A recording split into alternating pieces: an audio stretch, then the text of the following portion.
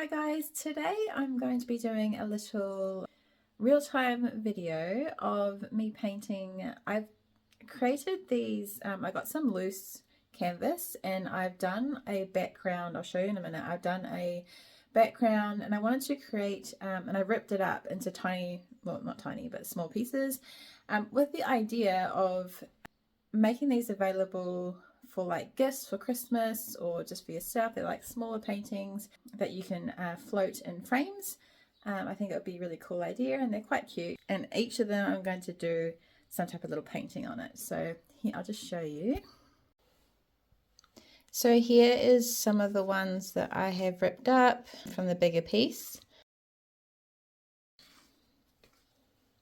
To do something, this one really looks like a landscape with like the water and then like hills in the background, but I'm probably gonna change that. I don't know. I'm trying to find like what I see in each of them and then go like use that as a cue for what I'm going to paint on it. But anyway, these are just some of the other ones that I've got to work on, but we're going to be working on this one today.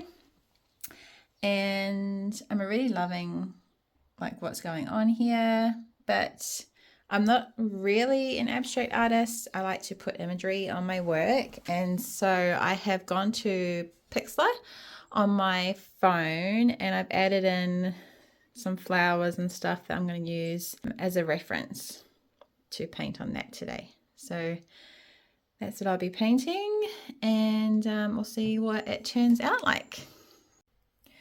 Now, because it is quite a small piece, I'm going to use a reasonably small brush, because just while I get in some of these petals, start mapping in so I figure out where I am, and then I might bring in a couple of, I got these other brushes. So I got this one, that's probably the main one I'm going to use, and I got these ones on hand as well. And I have a variety of colors. Show you what I've got down here. Just some colors that I picked out that I feel might fit with what I'm going to be, the colors kind of painting that I'm going for. And I've also got in some, these are Caran d'Ache wax crayons, the non-water soluble ones, and I also have a black and a white China marker. Ink. So okay, so before I move on to the actual painting, I'll just tell you what I've actually done to get this background. So to get the background, I just used some, so there's some inks. I've used some inks and also some watered down acrylic paint, and I dropped in some alcohol, which has created these cool little patterns that I have there. Some of these created with the Caran d'Ache crayons. This black area, some of that is the China marker, and also I use soft pastels. This here is soft pastels, this here is soft pastel, and then I sprayed a fixative on top so that it will minimize them moving when I come in to paint. Now I'm starting quite on the darker side. So this color here is a mixture of magenta, fluorescent pink, the fluorescent orange, and a little bit of white. And I'm just going to feel my way through.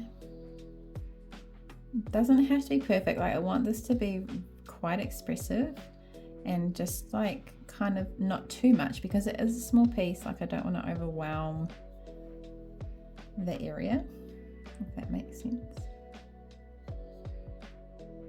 When you're painting small, like, I feel like it's actually quite hard to paint small. I like to paint on the, like, I don't generally paint like massive, but I do paint on the bigger side.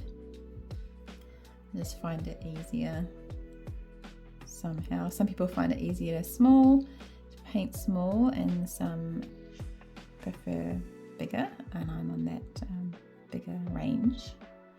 So as I'm going back to the palette, I am constantly adding in different colors. A little smidge of the orange, smidge more orange, a smidge more pink, smidge more white. You know what I'm saying? Kind of just change it up.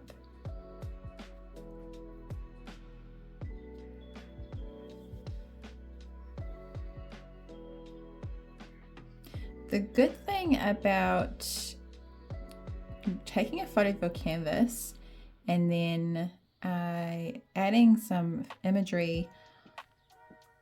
Oh, I'm way off actually. I'm just telling you about how the marks on the canvas can help you with where you're placing your imagery, but I just completely screwed that up because that is way off, but that does not matter. No one knows, right? Apart from me. And now you.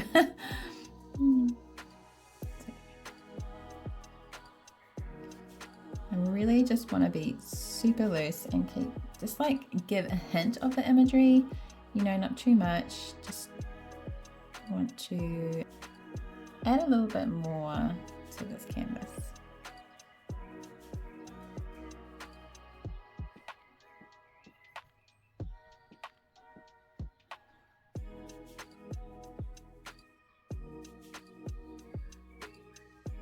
I'm not one of those artists that can paint from their head without a reference, so I bow down to those that can do that. I think that is an amazing ability to do that.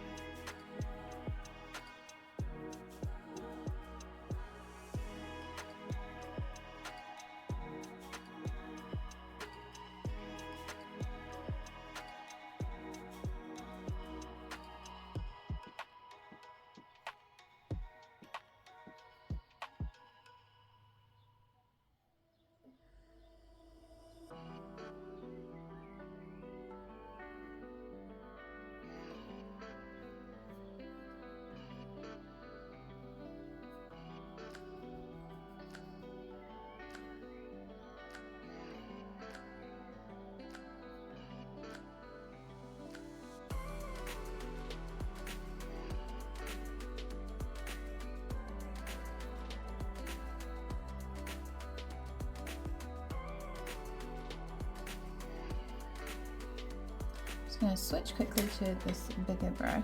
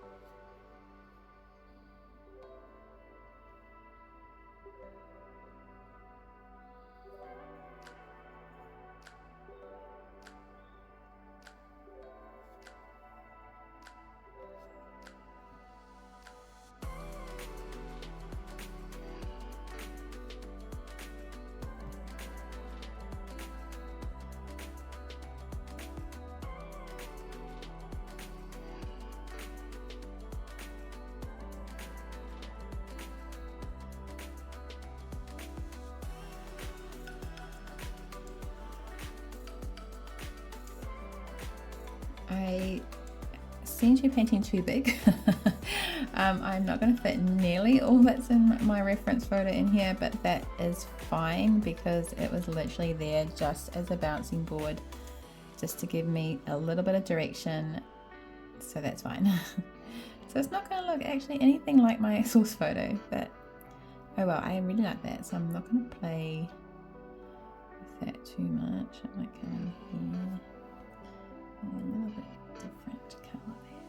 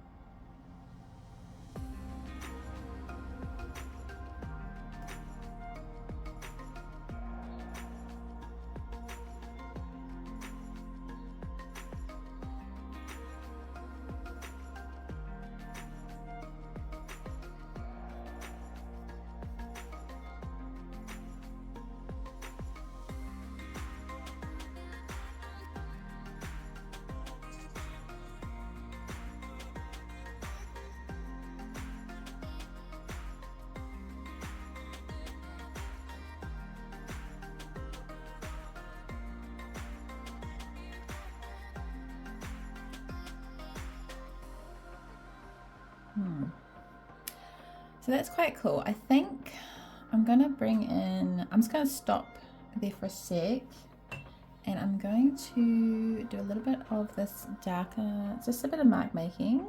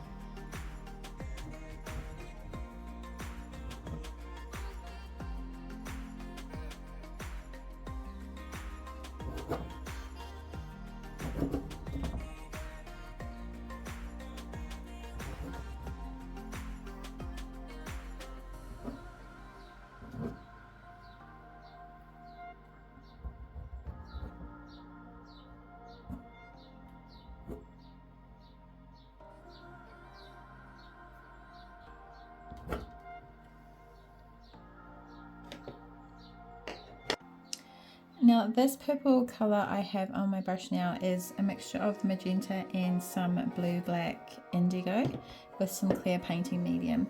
Now I'm just going to come through and darken a little bit through some of these areas, just to punch up the contrast, really. That's my goal there.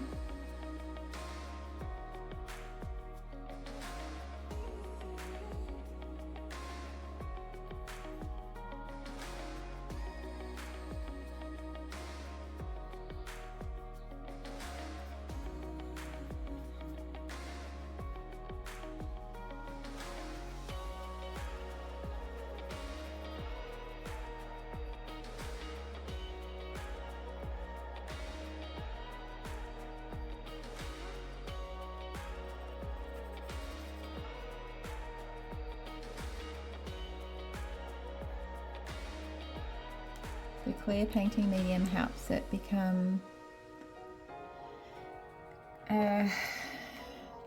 keep it transparent. Although the colors I'm using, the magenta is transparent, a transparent paint, and the blue, black, indigo is a semi-transparent. So for the most part, they're transparent anyway, but the clear painting medium helps it become that much more transparent, which just helps allow us to darken these areas and bring that contrast up, but we're not covering what's underneath.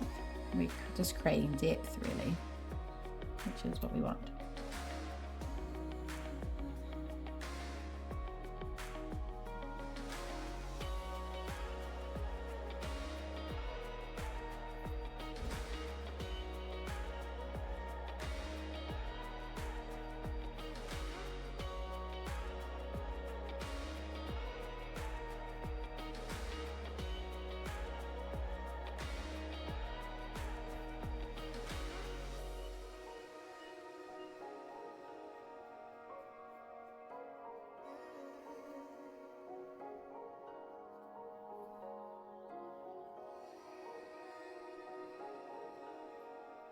Okay, I think I'm going to stop there. I just wanted a little bit. You can always add some more in. Yeah, I'll leave it there. Now I'm going to come and do these little kind of dark flower shapes. I'm going to use the blue, black, indigo for that. I'm going to just go use pure blue, black, indigo and see how I go with that.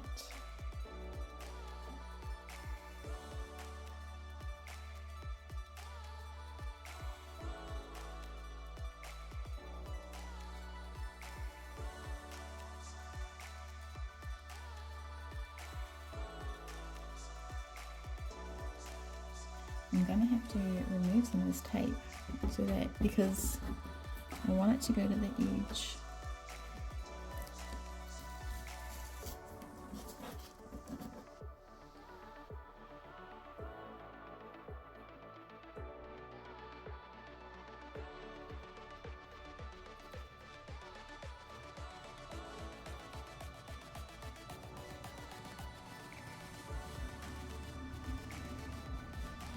So we always want to carry things off the edge if they're near the edge. Otherwise it just looks quite boxed in. We want it to look like it just goes off the edge of the canvas. And I'm going to bring just a touch of this blue, black, indigo pure, blue, black, indigo through this little bit here. Like literally that's it, I think. And do I do a touch here maybe? For balance? Oh, it's okay.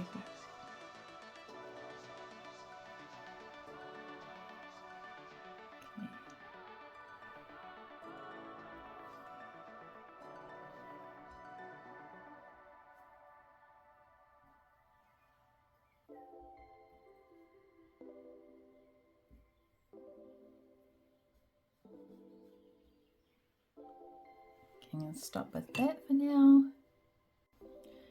I'm coming in, I'm going to start punching this up a bit. I'm coming in with, this is white mixed with some pale gold.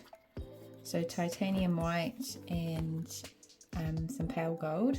And I've loaded, there's quite a bit of paint on there. And I'm going to bring in some of these little white tufts.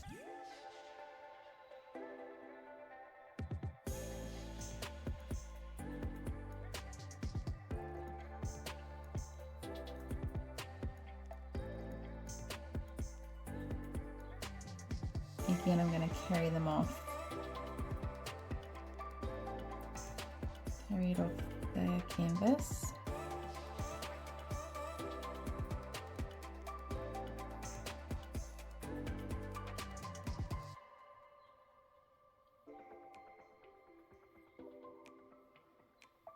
And another one here-ish.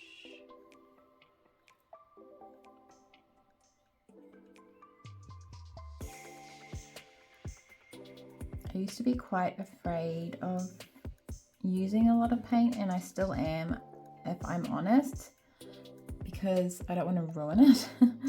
if you've got something good going on, you kind of like don't want to ruin it by putting a big blob of, you know, paint on there. But for the most part, it actually just enhances it. So don't be too afraid. We make mistakes, of course, but I mean, you could also make a really awesome painting using, you know, these big juicy brush strokes with lots of paint on it.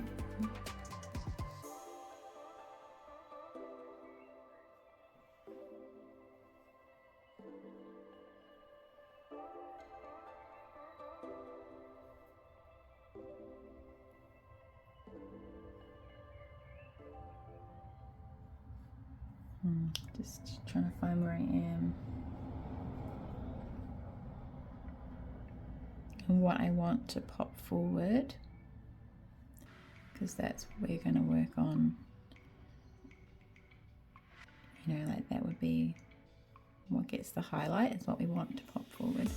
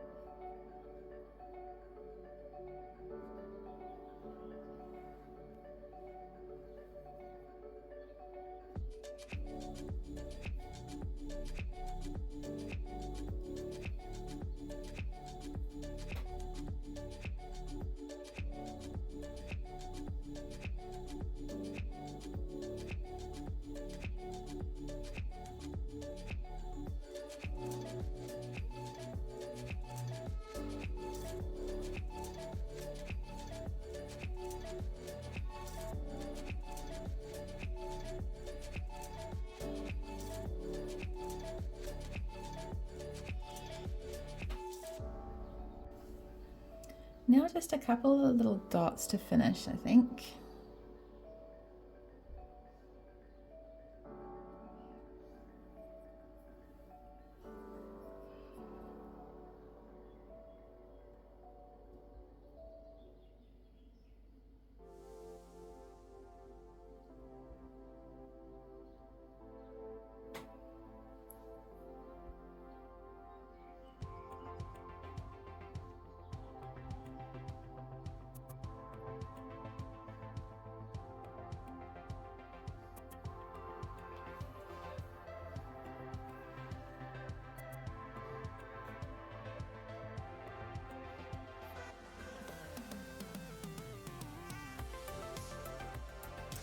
So let's see how this went.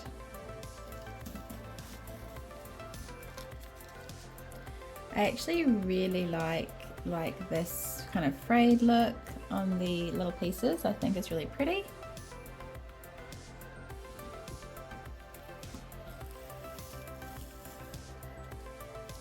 So that is super cute.